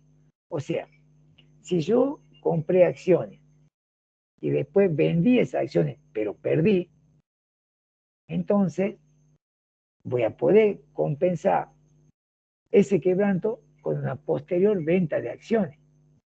No es como acá. El quebranto general, si yo tuve pérdida porque me fue mal en el alquiler de inmueble, yo sí la puedo compensar con ganancia de segunda, de tercera y de cuarta. No hay problema. Esos son los quebrantos generales. En cambio, los quebrantos específicos, solo puedo compensarlo con ganancias que produzca la misma categoría. Entonces, si yo tengo un quebranto por enajenación de acciones, cuotas y títulos de valores, solo con otra venta de acciones, cuotas y títulos de valores. Dice, renta grabada por el impuesto cedular prevista en el artículo agregado a continuación del 90. Directamente te van a preguntar cuáles son los quebrantos específicos, renta grabada por el impuesto cedular. Y acuérdense que son las tres que hablamos. Venta de acciones que no cotizan en bolsa. Venta de inmuebles adquiridos después del 1 del 1 del 18, no casa habitación. Dividendos percibidos de una SA del país. Pero hay más. Explotación de juego de azar. Por ejemplo, ustedes ponen tragamoneda, le va mal. ¿Pueden compensar esa ganancia? Sí, pero con ganancia de tragamoneda. Operación con instrumentos derivados de esta actividad agropecuaria, no le van a preguntar nunca qué son, solamente acuérdense del nombre. Y operaciones que no producen renta de fuente argentina. Por ejemplo, yo hice una inversión en el exterior y puse un supermercado en Uruguay. Me fue mal, me generó quebranto. Y la Argentina va a decir, bueno, ese quebranto vuelvo a poder computar cuando obtenga ganancia en el Uruguay. Dice, pero yo no voy a estar en el Uruguay. Bueno, Lola, perdiste ese quebranto. ¿Sí? Entonces, vamos de vuelta. Tenemos dos tipos de quebranto. Quebranto general y quebranto específico. El quebranto general es el que se puede, a ver, vamos a hacer un resumen, el que se puede deducir de la ganancia global, es decir, de la ganancia que genera una persona humana, por ejemplo, y que se incluye en primera, segunda, tercera y cuarta. Y una persona jurídica, la que se incluye en tercera categoría. Y bueno, se puede, tiene 5 años desde que se produjo el quebranto, o del año próximo se produjo el quebranto, para recuperarlo. Transcurrido ese periodo, ya lo pierde. Y en el caso de la persona humana, hay un orden de cómo tiene que recuperar el quebranto. Primero dentro de la misma categoría, y si no lo cubre la primera categoría, la misma categoría, el orden es, voy a compensar primero con segunda, después con primera, tercera y cuarta. En cambio hay quebranto específico, que también se permite su compensación, pero solo con ganancia que genere la misma actividad. Y las más comunes, por ejemplo, pues recuerden, va a estar la enajenación de cuota, si no renta grabada por el impuesto celular, explotación de juegos de azar y operaciones que no producen renta de fuente argentina. Y los quebrantos, fíjense que ahí les dice abajito, igual se ve, que los quebrantos se actualizarán teniendo en cuenta el índice de precio del consumidor operado entre el mes del cierre del ejercicio fiscal que se generaron y el mes del cierre del ejercicio fiscal que se liquida.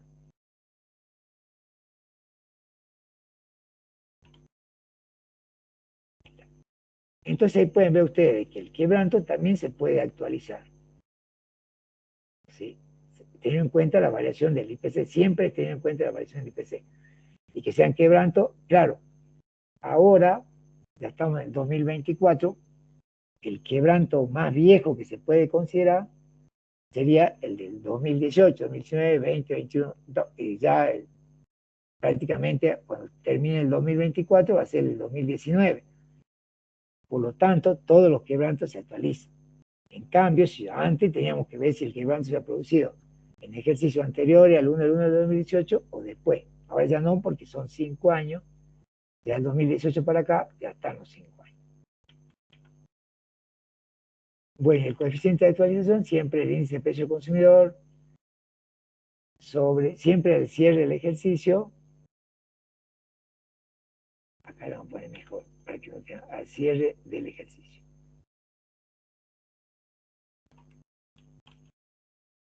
Dividir el IPC al cierre del mes original quebranto menos 1. Bueno, entonces, esto que está acá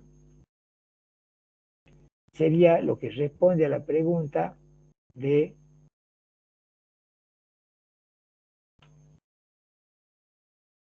lo llevo para allá, copiar, lo que sería la respuesta a la pregunta cuando el profesor Ale tratamiento de los quebrantos. Y ya la vamos a ver, por supuesto, cómo pregunta el otro, que también lo pregunta parecida a este con usted.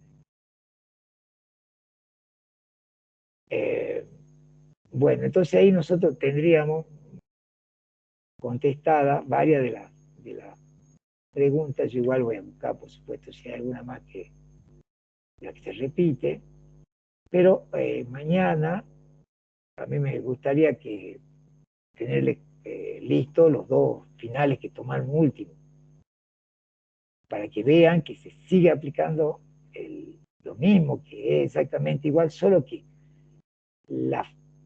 por ahí ustedes se confunden cuando el tenor de las preguntas. Por ejemplo,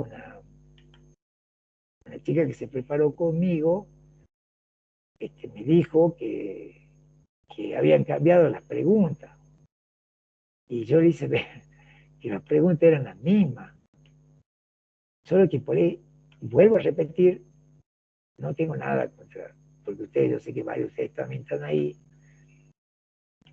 el ambiente que crea ese grupo donde habla gente que no tiene idea, digamos, de cómo va a ser el examen, de ese tipo de cosas,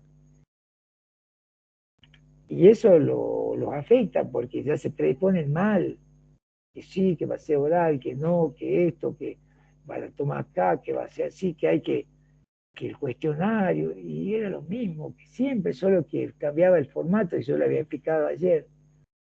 Pero, como les digo, para mí eso no suma, pero bueno, cada uno puede estar donde quiera. Bien, entonces ahora les muestro, comparto otra vez, déjame compartir eso.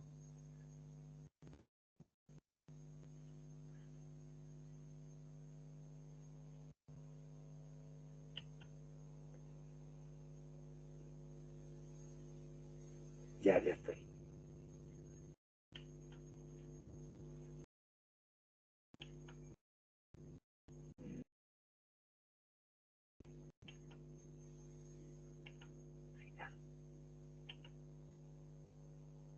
Ya vamos a hacer un pequeño resumen.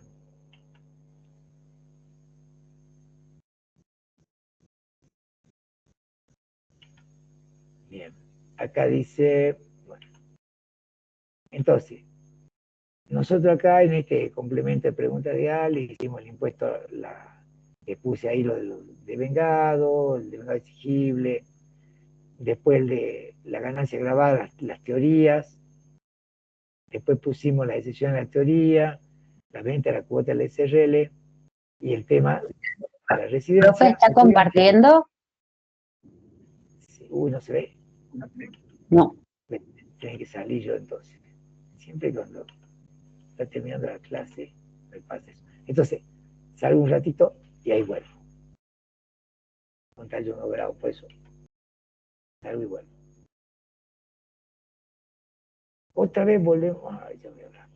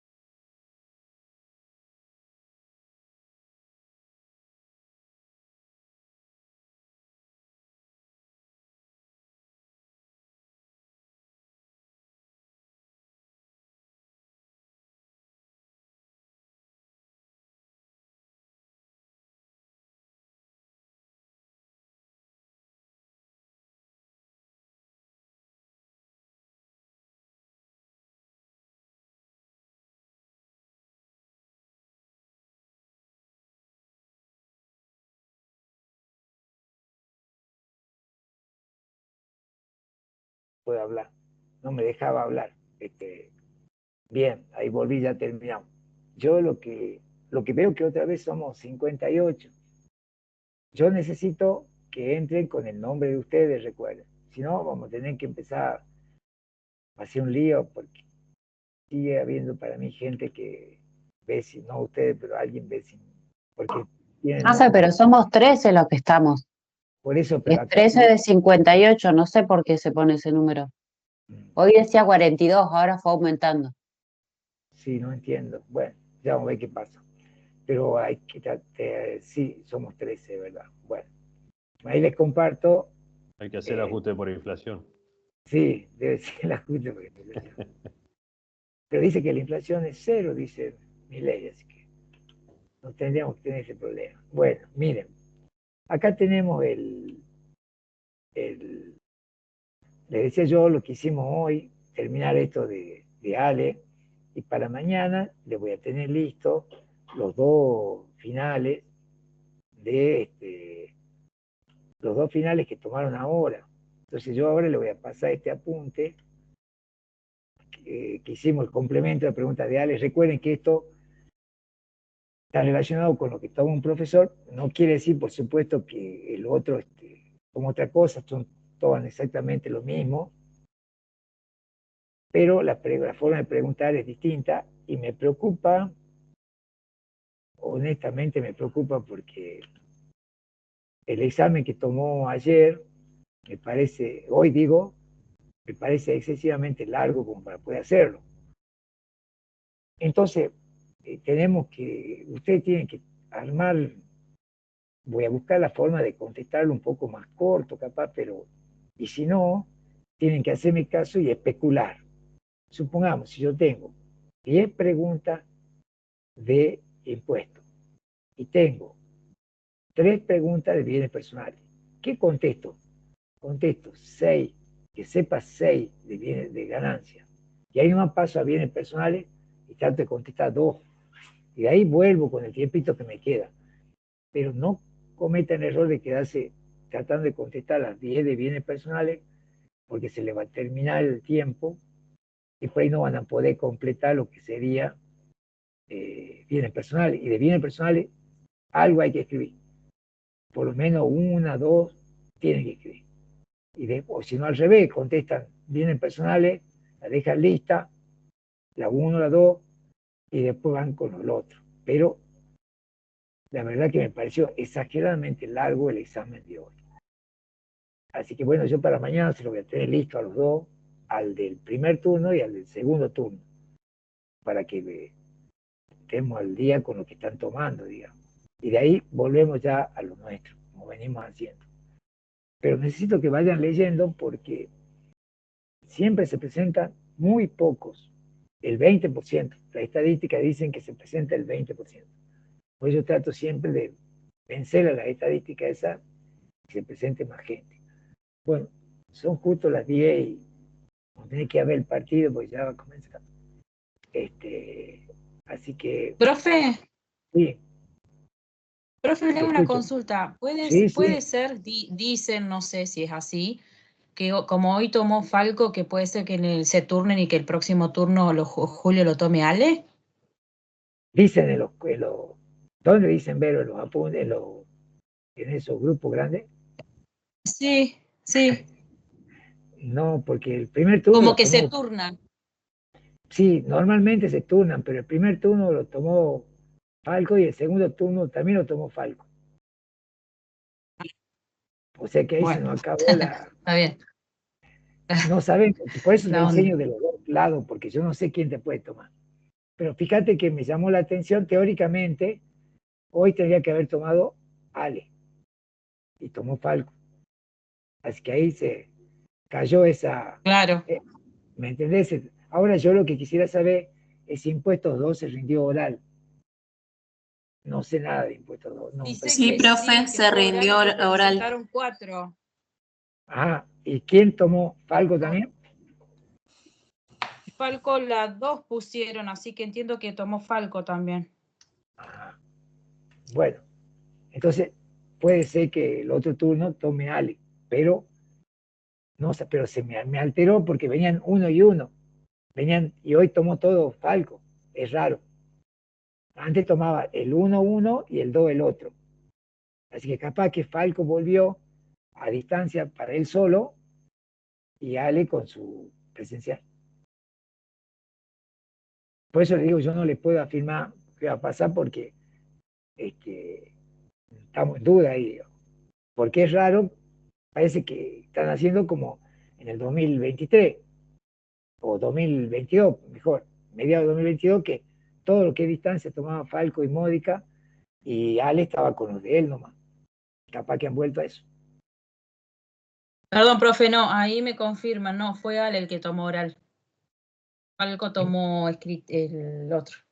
En impuestos dos. impuestos 2 tomó Ale, Ah, y fue oral. Y eran 4, me pusieron. bueno, entonces puede ser que en el otro turno sea al revés, pero te digo que me sorprende porque en los dos turnos tomó Falco el impuesto 1 y capaz que en los dos turnos tomó Ale el 2, capaz que ya se han dividido el 1 y el 2. Habría que ver qué pasó con impuestos 2 el turno pasado, que fue escrito, porque ahí un chico me pasó su examen y lo tomó Falco. Está medio complicado, che. No sé, capaz que cuando, no sé cómo están haciendo. Habría que, pero acá hubo un cambio. No están haciendo como el turno de principio de año. Bueno, entonces nos vemos mañana a las 5 de mañana. Listo, profe. Chau, chau. Sí, Chao, profe. Hasta luego. Chau. que estén bien. Chao, Nos profe. vemos. Luego, profe. Gracias, profe.